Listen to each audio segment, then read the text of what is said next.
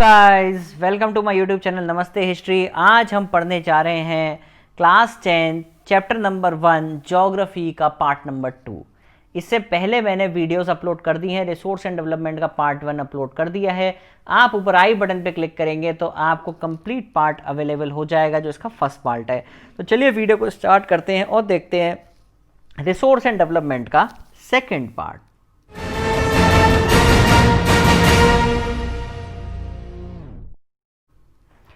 देखो सबसे पहले अब हम यहाँ क्या देख रहे हैं, अब हम यहाँ पे क्या देख रहे हैं बेटा, एक मिनट। हाँ, अब हम यहाँ ये देख रहे हैं कि रिसोर्सेज के दो तरीके से क्लासिफिकेशन आप देख रहे हो, एक नेचुरल देख रहे हो, एक ह्यूमन देख रहे हो।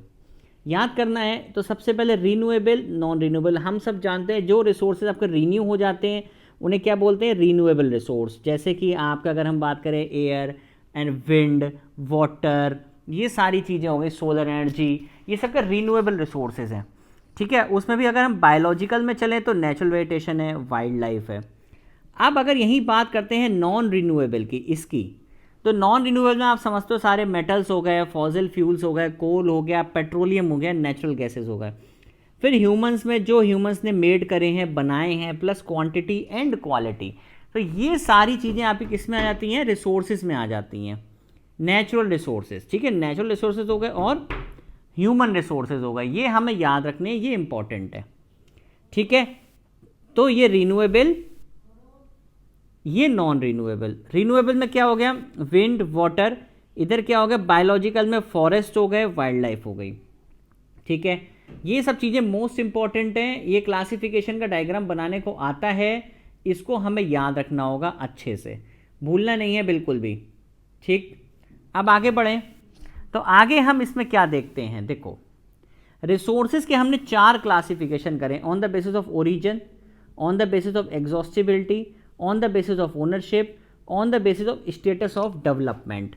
अगर आप ओरिजिन में देखोगे तो 2 आते हैं, biotic and A biotic.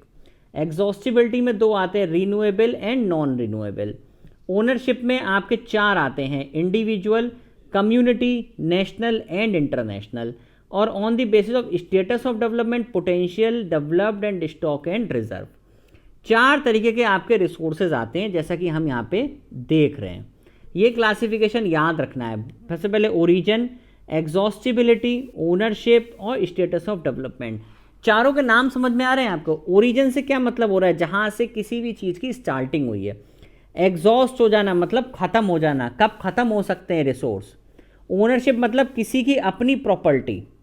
Development मतलब कि वो रिसोर्सेज कितने डेवलप्ड हैं, हम उन्हें किस तरीके से यूटिलाइज कर सकते हैं। ठीक, तो बारी बारी से देखेंगे। पहले देखेंगे biotic and abiotic resource. हम सब जानते हैं these are obtained from the biosphere. आप जानते हो ना बायोस्फेयर क्या होता है, lithosphere plus atmosphere plus hydrosphere, उससे बनता है बायोस्फेयर। या हम ये कह सकते हैं जितने भी लिविंग बींग्स हैं वो सब बायोस्फेयर बनाते हैं, जैसे फ्लोरा फाउना हो गया, ह्यूमन बींग्स हो गया, फिशरीज हो गया, लाइव स्टॉक हो गया, ये सब क्या है आपके बायोटिक रिसोर्सेज हैं। ये कहाँ से मिलते हैं, बायोस्फीयर से मिलते हैं। ठीक है, ए बायोटिक रिसोर्स की बात करेंगे, all those thing which are compose of non living thing, सब कुछ पता है, रॉक्स एंड मेटल्स, ये यहाँ पे क्या होगा, ए बायोटिक होगा। भैया जो जिंदा नहीं है, नॉन लिविंग है, वो क्या हो गए, ए बायोटिक हो गए। क्लियर हुआ। देखो आप यहाँ पे देख रहे हो स्क्रीन पे, तो आपको दिख रहा होगा ये बायोटिक रिसोर्सेज दिख रहे हैं आपको, एक तरफ ए बायोटिक रिसोर्सेज दिख रहे हैं।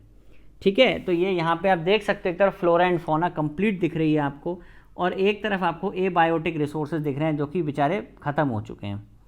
ठीक है, समझ में आ रहा है आपको। ओरिजिन के पे कैसे हम डिफाइन करेंगे, क्लियर हो गया ये।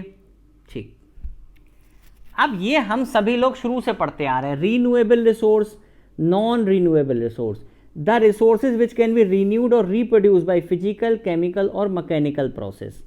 ऐसे रिसोर्सेज जो कि रीन्यू हो सकते हैं, रिप्रोड्यूस हो सकते हैं बाय फिजिकल, केमिकल और मैकेनिकल प्रोसेस से, उसे हम क्या बोलेंगे, आपका renewable resources. Again a very important कि रीन्यूएबल रिसोर्स क्या होते हैं, जो कि हमारे बेसिकली क्या हो, रीन्यू हो जाए या फिर उसे हम रिप्रोड्यूस कर पाएँ, तो वो सब हमारे क्या हो गए, रीन्यूएबल रिसोर्सेज हो गए।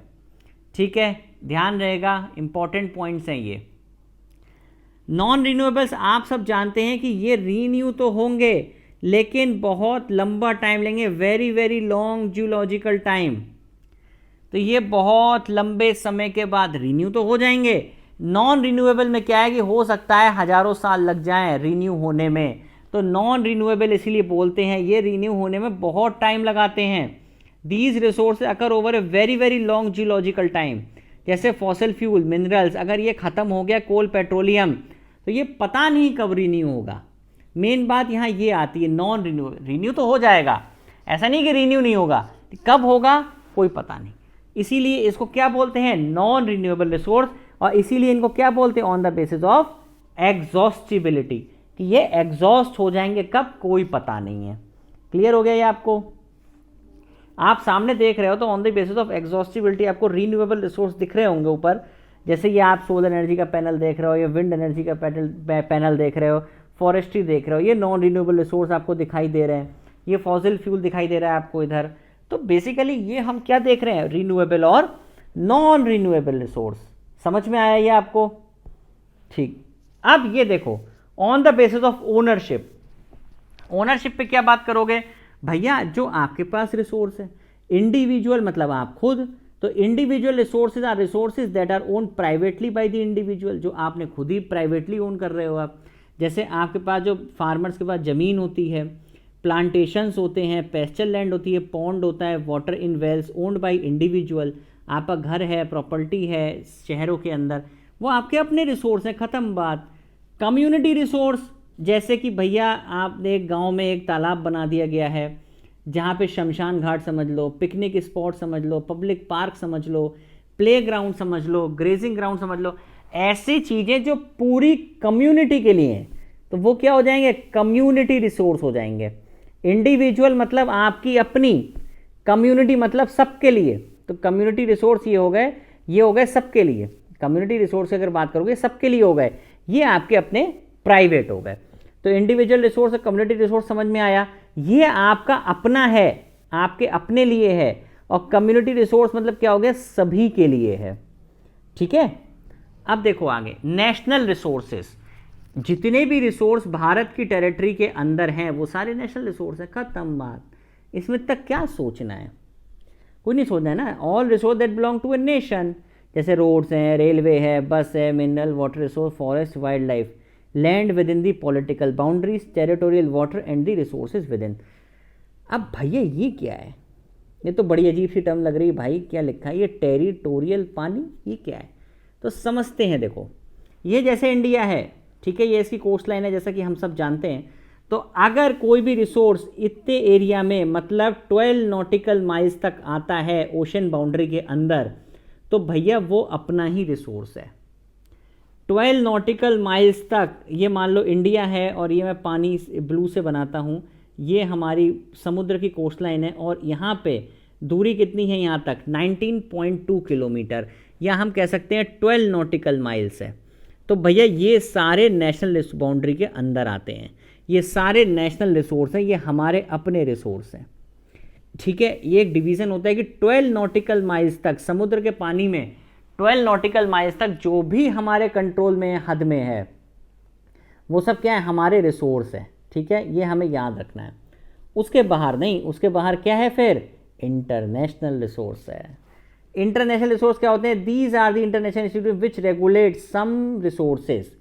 अब जैसे मान लो क्या होता है, oceanic resource beyond 200 kilometres of the EEZ belong to a open ocean. अब देखो क्या होता है कि जैसे मान लो अभी आपने देखा ये इंडिया है, इंडिया में हमने क्या देखा कि 19.2 किलोमीटर के बीच में, तो ये तो अपना है, कोई दिक्कत ही नहीं है। लेकिन अब ये बात कर रहे हैं 200 किलोमीटर दूरी की, मतलब ये 200 किलोमीटर की दूरी तक, ये जो जोन होता है ना, इसे हम बोलते हैं एक्सक्लूसिव इकोनॉमिक जोन। अब इस एक्सक्लूसिव इकोनॉमिक जोन पे हमारी थोड़ी सी लिमिटेशंस लग जाती हैं कि भैया यहाँ पे हम रिसोर्स को यूज़ करें या ना कर पाएँ, सब परमिशंस चाहिए। लेकिन अगर इससे बाहर निकल गए, अगर इससे भी बाहर निकल गए, सपोज दैट देखो अब इससे भी हम बाहर निकल गए, अब बात यहाँ की हो रही है, तो भैया इस पे तो फिर आपका जोर नहीं है। यहाँ पे तो चलिए मान लेते हैं एक बार के लिए आपकी सोवरेनिटी थोड़ी कम है, यूज़ कर सकते हो एक बार, लेकिन यहाँ पे अगर आप जो ग्रीन एरिया देख रहे हो ना, ये वाला, यहाँ पे रिसोर्सेज को यूज़ करने के लिए आपको इंटरनेशनल इंस्टीट्यूशंस की परमिशन लेनी पड़ेगी। समझ में आई बात? ठीक, अब देखो मैं फिर से एक बार समझाता हूँ। जैसे मान लो सपोज दैट ये इंडिया है और यहाँ पे अगर आप देख रहे हो सबसे पहले तो जितने भी रिसोर्सेज इंडिया के अंदर है वो नेशनल रिसोर्स हैं। और मैंने आपको क्या बताया था, अगर कोई भी यहाँ से लेके यहाँ तक 19.2 किलोमीटर या 12 नॉटिकल माइल के अंदर है तो वो भी नेशनल रिसोर्स है, उसके बारे में हमें कुछ नहीं सोचना। लेकिन जब इसमें यहाँ तक आते हैं 200 किलोमीटर की दूरी लगती है ये वाली, अगर हम ये बात करते हैं इस एरिया की, तो इस एरिया के लिए यहाँ से लेके यहाँ तक अगर इस एरिया की बात करोगे आप, तो उस कंडीशन में ये होता है EEZ। EEZ के लिए आपको थोड़ी परमिशंस लेनी पड़ती हैं, तब आप कर सकते हो उस पर काम। लेकिन यहाँ पे आपकी हल्की फुल्की सोवरेनिटी होती है कि आप कर लो काम। लेकिन अगर आप बिल्कुल ही बाहर आ गए, 200 किलोमीटर के बाद बाउंड्री निकल गई बाहर, तो फिर उसमें आपको इंटरनेशनल इंस्टीट्यूशंस की परमिशन लेनी पड़ेगी। ये हमको ध्यान रखना है, ठीक है, ध्यान रहेगा, ये भूलना नहीं है। अब देखो उसके बाद लास्ट पॉइंट बचता है on the basis of the state of development. Development की अगर हम बात करते हैं तो सबसे पहले आते हैं potential resource. Potential resource are the resource found in the region which have not been utilize. जो भैया रीजन में है तो, लेकिन हम उन्हें यूटिलाइज नहीं करते हैं, जैसे कि विंड एंड सोलर एनर्जी। इसका बहुत सारा आप देखो गुजरात और राजस्थान में सोलर और विंड एनर्जी बहुत ज़्यादा है, लेकिन हम उसको इस्तेमाल ही नहीं करते हैं, ठीक है। तो ये हो गया पोटेंशियल रिसोर्स। डेवलप्ड रिसोर्स कौन से होगा, ये वो रिसोर्स हैं जिनकी क्वांटिटी एंड क्वालिटी हमें पता